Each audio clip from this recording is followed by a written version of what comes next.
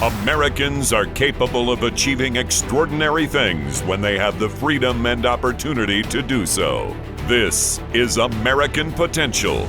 And here's your host, Jeff Crank. Hey, thanks for joining us on American Potential. Appreciate you following the podcast and downloading the podcast. We continue to talk about some great issues. I'm at the all-staff retreat for Americans for Prosperity, and always amazed, as I said in a previous podcast, always amazed at the number of people here and the great work that Americans for Prosperity is doing around the country. You know, I want to talk about the presidential election because the calendar may say 2023, but people are thinking about 2024. And we have these presidential elections, and we always hear, for people who live in states that aren't some of the major states, it almost seems like we're forgotten. I live in one of those, Colorado. But if you live in some of these major states, this is all you hear about is the presidential race. And we have, of course, New Hampshire is the second state to go, but the first primary. The first caucus state is the state of Iowa, followed by New Hampshire, the first primary state, and then South Carolina, that is the first southern state to have their voice heard. And on today's podcast, we have three great guests, Americans for Prosperity state directors from three of these early primary states. The state director of Iowa, Drew Klein, state director of New Hampshire, Greg Moore, and the state director from South Carolina, Candace Carroll. Thanks for joining us. Hey, thanks for having us. Thanks for having us. Thanks. Yeah, so I'll start with you. When people think about New Hampshire, they think about, kind of a smaller state. It's kind of an intimate setting politically, but I don't think people really understand how intimate it really is, right? Give us a sense of that. What's it like living in New Hampshire during a presidential election? A lot of the intensity, it just gets ramped up, and it's particularly true between the periods of Iowa and New Hampshire, but all these candidates are around, and there's a common joke where they ask somebody, who are you voting for this certain candidate? And they'll say, well, I don't know. I've only met him twice. And so we really are a particularly spoiled subset of voters. The nature of the primary versus the caucus is different, whereas I think Iowa has far and away the most spoiled activists. But New Hampshire has the most spoiled voters because we get so much retail politics. We have so much direct access to these candidates that you see them everywhere. And whenever there's a major political event, it's not a shock to see half a dozen presidential candidates there. And you have a chance to sit and talk and have a conversation with each one of them. So you really can take your measure of them. And New Hampshire is really good at kicking tires. We've gotten really good through the years at identifying those folks who have a lot of talent and a lot of potential. But the other aspect is that New Hampshire is an open primary. So even people who aren't registered in a political party can jump in and vote in either the Republican or Democrat presidential contests that day and make that decision. So to be appealing in New Hampshire, not only do you have to appeal to the party's base, but if you really want to be successful, you have to appeal to the base as well as a little bit to the middle as well. And I think that sort of differentiates ourselves from the very different dynamics of a caucus in Iowa. Yeah, I have so many questions that are running through my head about so many things in New Hampshire, in all of these states. Let's talk, Drew, I want to ask you, though, the difference between a caucus and a primary, because Iowa is the first in the nation, first caucus to go. And tell folks what's the difference between a primary and a caucus. Yeah, there's a lot of difference. I think, when you think of primaries, you think of, well, it's just just like a general election, except earlier in the calendar year, you show up and you cast a ballot. Caucuses are very different, and admittedly, the caucuses on the Democrat side are even more. I don't mean this disparagingly, but more bizarre than on the Republican side. But these are you've got to show up in person at a given time on a given day. There's no absentee voting. There's no early voting. There's no you got to be there. You got to show up. And so as a result of that, to Greg's point, you really are catering to the most active portion of the base of those parties. And we won't get into all of the math and procedure on the Democrat side, but on the Republican side, you show up, you sit in, maybe you're in a church basement or a school gymnasium, or in rural parts of the state. Sometimes you're literally in your neighbor's living room. And this is a function of the party itself. And as a result of just the type of setting, it really lends itself to being kind of a community activity. Nobody really shows up and participates in the caucus as a standalone free agent. They do it because their neighbors are doing it, or it's a family tradition, or their church group is heavily active and their church drives them. But they are part of a larger civic organization of some sort, whether that's, like I said, family, church, neighborhood. And so you really get these blocks of people participating in the caucuses because of that. Yeah. By the way, I think you're going to be the first state director to be on 2 podcast episodes. You're chasing, you and Jesse Mallory are fighting for it, but I am taking bribes. So it's just whatever you want to. All right. Well, we'll make sure you air first. Come on out to Iowa. I've got some special guests to introduce you to. I'll bet. They all want to be on the podcast. Lots of corn. That's right. And Candace, South Carolina, how did South Carolina become, number one, so important, but how did it become the first in the South? Yeah, actually, primary? so we've been the first in the South and have fought for that since the 1980s. This is something that South Carolina has taken a lot of pride in and fought for that space, especially on the Republican side. And this year will be the first time the Democrat side has said, like, we want to be first, not just in the South, but in the nation, too, for the Democratic primary. And similar to New Hampshire, we have open primaries as well. So folks can vote in either one. You can just one, but either one. What I think is so important about South Carolina is the road to the presidency has to come through South Carolina. I don't know about these guys, but we are known for picking the president. Traditionally, whoever wins South Carolina is who ends up winning, especially the Republican nomination. And so, coming from, looking at things that happened in New Hampshire, looking at things that happened in Iowa, the candidate who was able to walk out of South Carolina and have all of the other candidates start to drop out of the race. At that point, they pick up a lot of momentum. And so you've got to be able in South Carolina to appeal to folks who are on the far conservative right, a lot of folks who are evangelicals who live in one side of the state, to more moderate folks who live down in Charleston. And so you've got to be able to appeal to both of those bases when you're coming in and you're talking about, whatever your policies are for the country and how you envision, our America running. What I think, too, is important is knowing that similar to New Hampshire, it's a very intimate setting. We see presidential candidates all the time. We have 2 of our own running from South Carolina this year, which is unique in that, they're there all the time. And so, having that opportunity to have folks come in, sit down with you, not just go to these big conventions,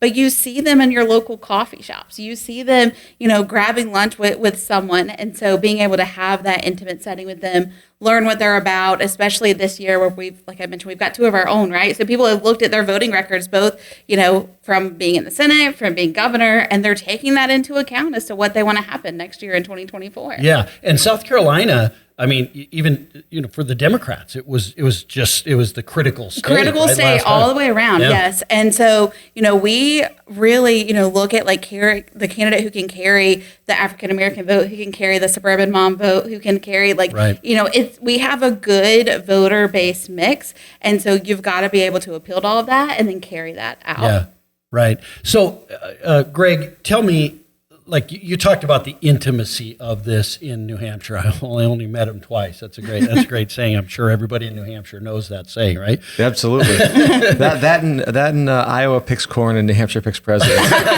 Okay, there you go. You get a chance to rebut in just I'll a wait. second. Yeah, I'll wait. Okay, Greg. So give me an example of that. Tell me a story.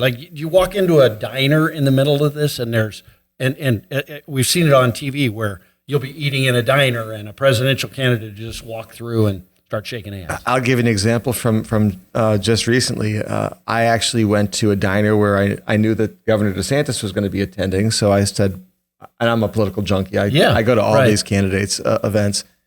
And sure enough, I was there, and there's some more other political junkie diehards who had some advance notice that the governor was going to be there. But there were also tons of people who were just there having lunch. Yeah. And they were just eating lunch. And all of a sudden, there's the governor of Florida shows up and is shaking your hand. So, but that's a really traditional thing to happen in New Hampshire where the diner tours are really common, where they get out and try to connect directly with folks in these diners.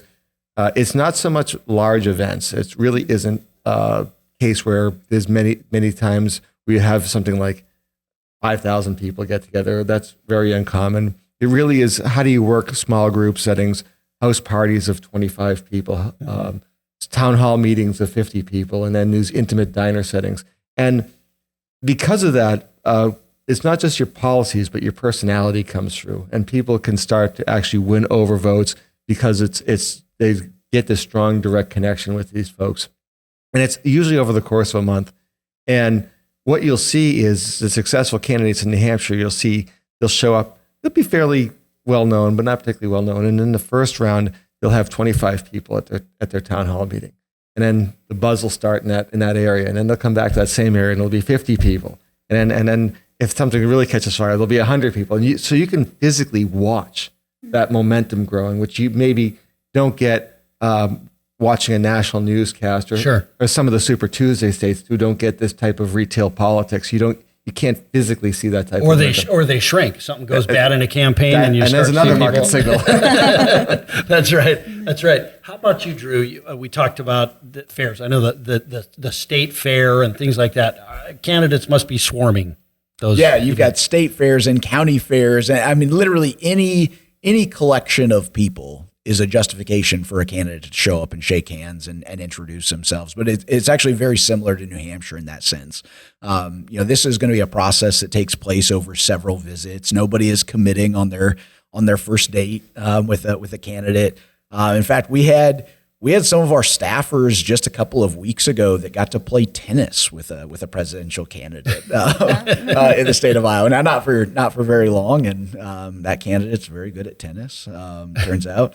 But yeah, you get all of these interesting opportunities to interact with, and it doesn't it doesn't feel like you would think the presidential process plays out. It's not just to sit there and grill you on your policies and stuff like that. Like we want to know where you want to take the country, but we also want to know who's driving the bus.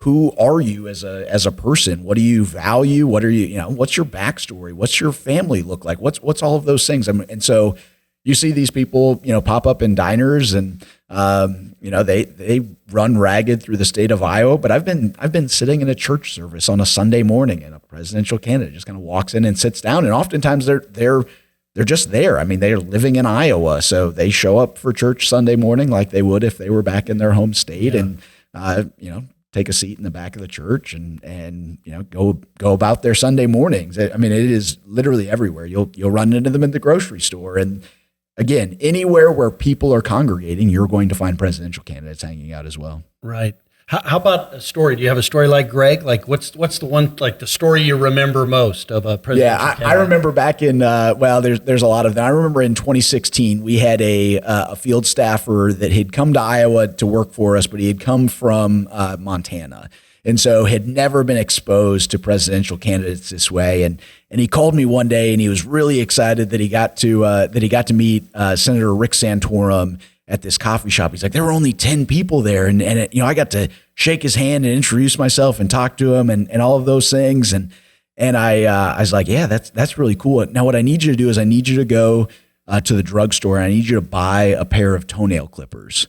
Just keep them in your pocket. And next time you see a presidential candidate, take your socks and shoes off and hand them the toenail clippers, because in Iowa, they have to clip your toenails if that's what you ask them to do. Like they're trying to win your vote.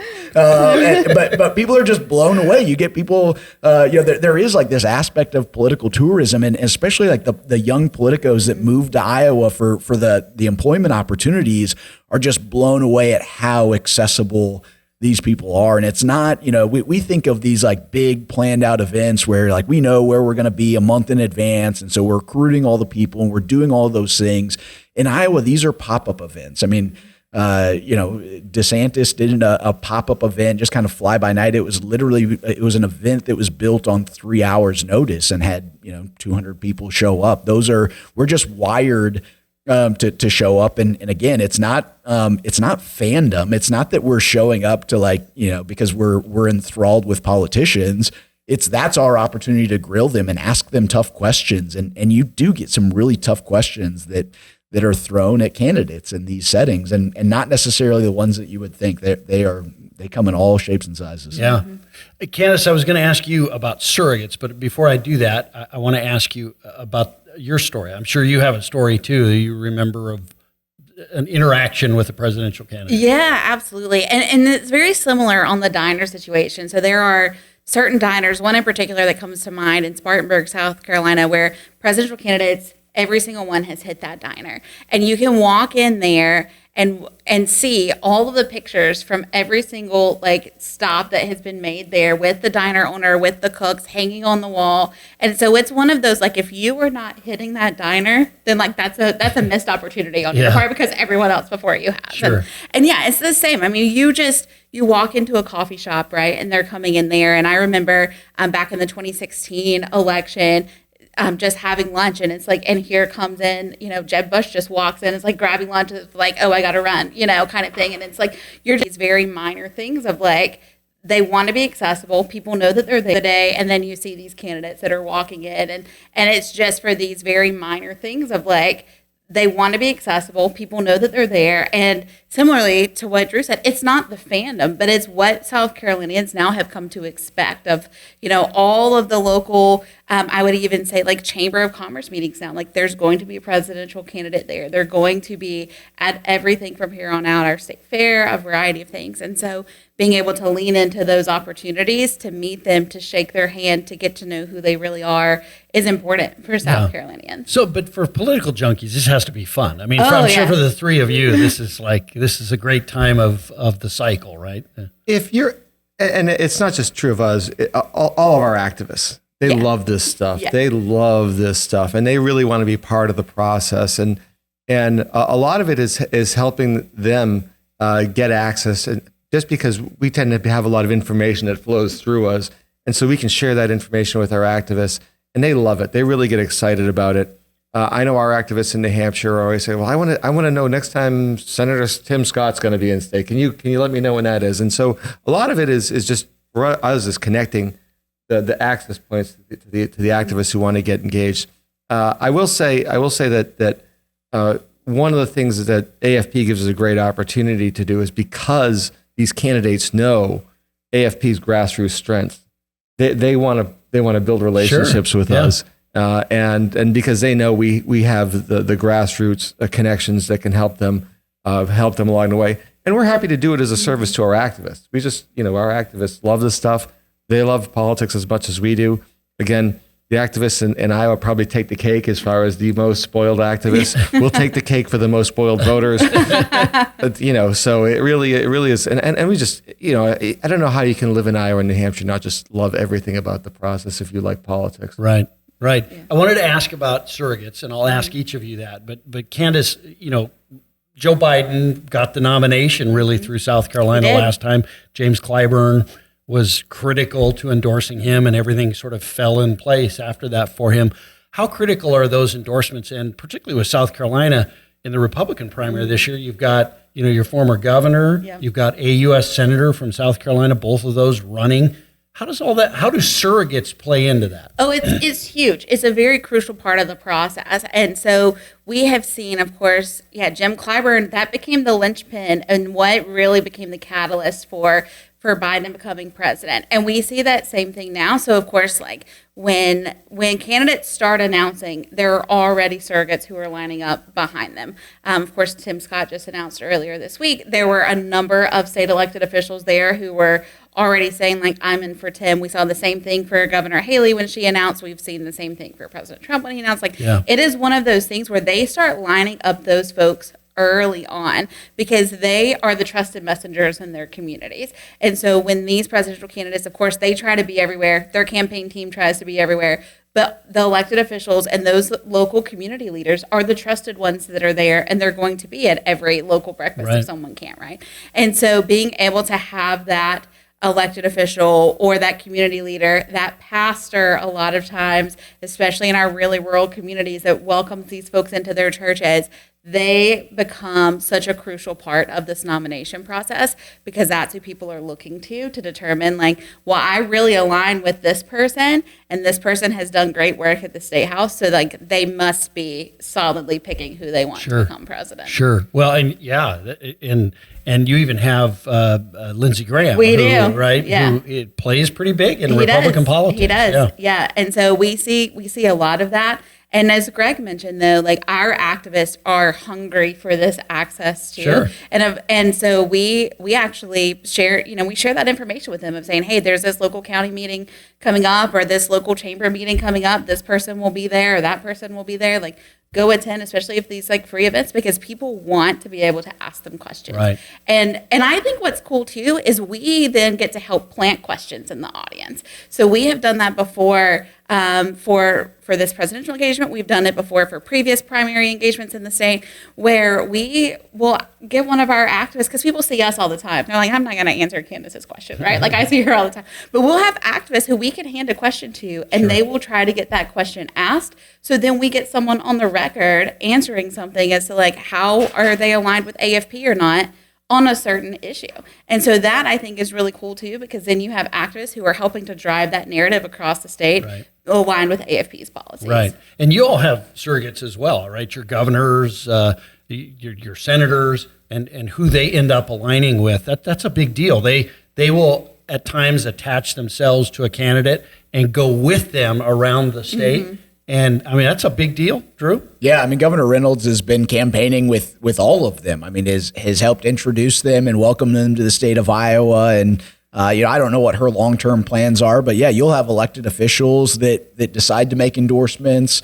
Now, I think we oftentimes kind of take a wait and see approach. It's a long road from now to the caucuses, and so people again they want to really get a sense of every aspect of the candidate, not least of which is their work ethic, their ability to come put in the work and put in the miles around the state. But yeah, I mean, across the board, our elected leaders want to showcase Iowa to these folks that are coming and visiting, and they want to paint Iowa in the best light possible, for sure. But it's not just those elected officials. It's, other, right now in the Republican process, you have all of these center-right or conservative influencers that are doing the exact same thing, and that's everything from, like I said, the governor of the state of Iowa to maybe the leader of some patriot group in rural Iowa. All of them are doing this. They're welcoming folks in. So it's every Republican county central committee is hosting a chili supper or whatever it is. We're not at sweet corn season yet, but eventually you get into the sweet corn festivals, and that's maybe the best time to be in Iowa. You've got all of these small events happening, and influencers in their own rights in their own communities that are going to play a role. And like I said, I mean, these caucuses are driven by community. And so an influencer over a community of 20, 30, 40 people, that's a political power broker in the state of Iowa. And it really comes down to that work ethic. Are you going to go out and earn the vote and the support of each of those small communities around the state? Because that's the road to winning the caucuses. Yeah. You don't have sweet corn festivals in New Hampshire? I think it's more like seafood festivals. Oh, okay. All right. Well, listen, here's what I'm going to do. I want to do a podcast episode on Iowa, New Hampshire, and South Carolina. So I'd like to have each of you come back. We'll just do a whole episode on your state, just kind of talk about what you're hearing, all that kind of stuff. Would y'all go a game for that? Yeah. So I'll be Jesse Mallory to the second, and then you'll give me a third. No, I'm going to give you a third before Jesse. How's that? Does that sound good? Great. I'm on. Good. Let's do it. Let's do it. Okay. Well, we'll do it. This is exciting stuff. It's fun for other people around the country who don't live this stuff and live in these states that get all of this primary attention. If you're from Alaska, they're like, what are they talking about? Hawaii, what presidential candidate goes all the way to Hawaii to get, 3 electoral votes or whatever they have? So this is an interesting process. These folks are experts on this. They're experts on their states, and we're going to have them come back. But hey, thank you for listening to American Potential. Follow us on YouTube, if you will. All of these are now posted on YouTube. That's a great way to watch the podcast, but you can also find us on any podcast platform. We do essentially 3 podcast episodes a week, and the podcast is growing at a great pace. So thank you for that. We appreciate you listening. We'll be back next time with another edition of American Potential. Thank you for listening to American Potential. You may listen to more stories from Americans working every day to expand freedom and opportunity in their communities by visiting AmericanPotential.com.